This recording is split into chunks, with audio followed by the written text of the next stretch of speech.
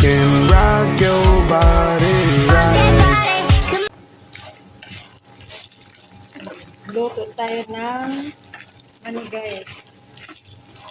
Lagyan ko ng maraming bawang. Dinigisa ko sa mantika. Bawang. Nilagyan ko ng asin.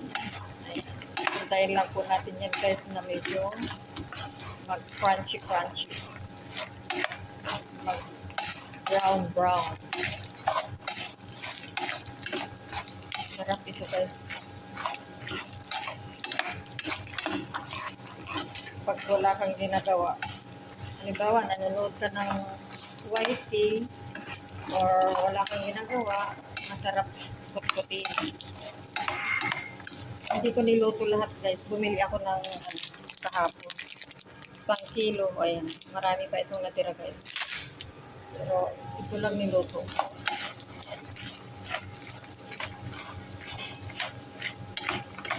Dahil lang po natin yan mag-brown na siya guys.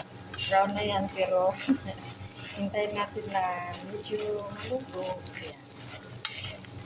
Pag nag-brown na yung bawang guys, luto na yan. So yummy. Ayan, malapit na maluto guys. Mas masarap ito guys kung yung nilaga sana. Masarap. What?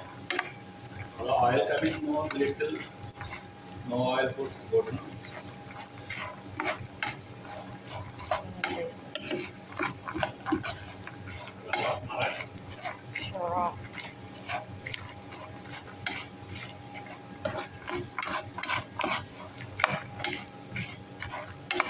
Makapulot ka ng ito ang papakin.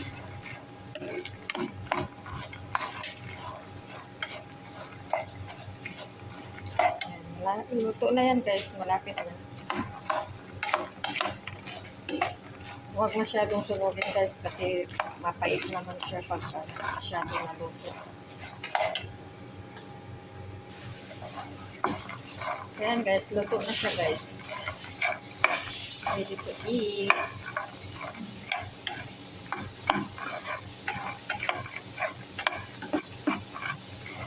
Kailangan guys, pag magluto ka nito, pag malapit na maluto, slow fire para hindi siya masunog. Ayan guys, okay. Ayan. Salamat sa panunod guys. Salamat.